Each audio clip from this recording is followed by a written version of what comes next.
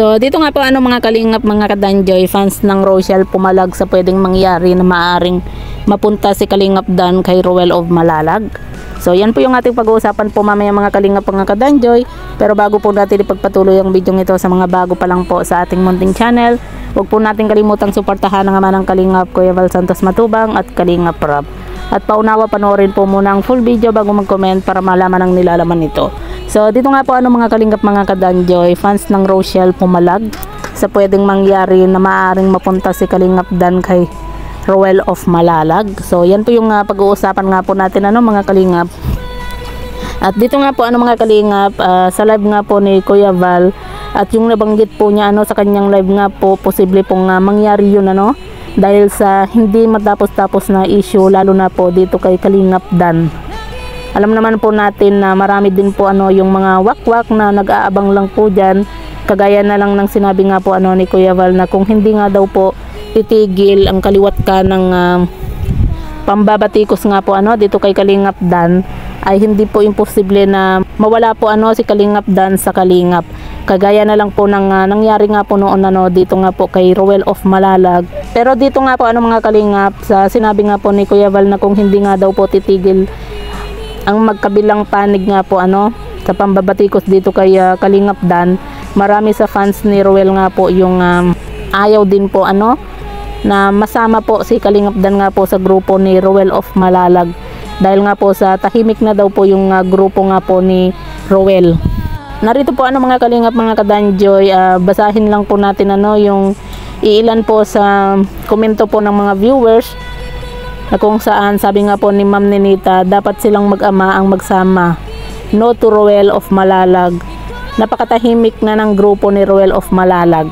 Let Dan create his own. At sabi naman po ni Ma'am Jade nga po, hayaan mo silang tumayo sa sarili nilang paa. Total Team Brooks naman si Kalingap Dan, di yung isama pa sa tahimik na grupo ni Ruel. At sabi naman po ni Ma'am G, tahimik na si Ruel, Kuya Val, wag nang guluhin. At sabi naman po ni Ma'am Arlene Pascua, buhahaha, hindi naman tatanggapin si Dan dito sa Rochelle community. Dapat magsarili siya. At sabi naman po ni Ma'am Annalisa, tumayo siya sa sarili niya, wag idamay ang Rochelle.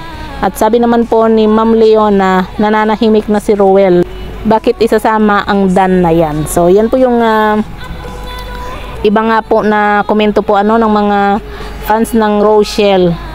At iilan lang po yan sa mga nagkomento. Marami pa po yung nagcomment nga po na talagang ayaw nga po nila na kumbaga mapasama po itong si Kalingap Dan nga po sa grupo ni Ruel, dahil nga po sa tahimik na nga daw po yung grupo nga po ni Ruel of Malalag.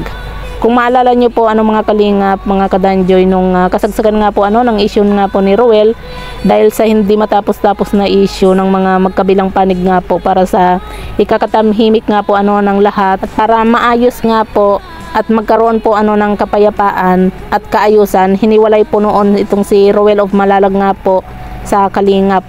Kumbaga hindi naman po ibig sabihin na totaling wala na po sa Kalingap nga po o wala ng koneksyon itong si Ruel nga po sa Kalingap. Kumbaga inihiwalay lang po ni Kuya Val para matapos na po yung batuhan na mga salita nga po, kaya nga po nang nangyayari nga po ngayon dito nga po kay Kalingap Dan. Kumbaga maaring mangyari din po kay Kalingap Dan nga po yung nangyari noon dito kay Ruel of Malalag nga po, kung hindi pa rin po matapos-tapos nga po yung gulo. Meron pa pong sinabi po noon itong si Kalingap Dan nga po, na ang sabi po niya, namimiss na nga daw po niya sina Ruel nung time na sila pa lang po yung magkakasama nga po. Kumbaga sila lang, walang problema nga daw po, walang gulo. Kumbaga namimiss niya yung tahimik na pagbablog at tahimik na samahan nga po Pero para sa atin po mga kalingap, mga kadanjoy, kasalanan din naman po ni Kalingap Dan nga po kung bakit nagkakaroon po siya, nagkaka-issue po siya ngayon, dahil nga po sa hindi siya naging honest nga po at tapat dito nga po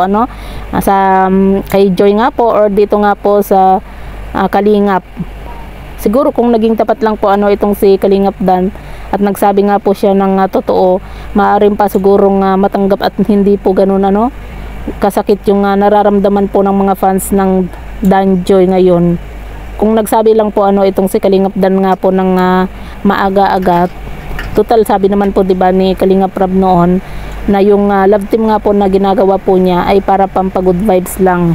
Maaari siguro nga walang issue dito kay Papa Dan kung nagsabi lang po siya ng totoo nga po at nagsabi po siya kaagad nga po nung nagkaroon na po siya ng girlfriend, 'di ba? Kung hindi pa po kasi na-booking nga po itong si Kalingap Dan, hanggang ngayon tuloy-tuloy pa rin po yung Danjoy nga po.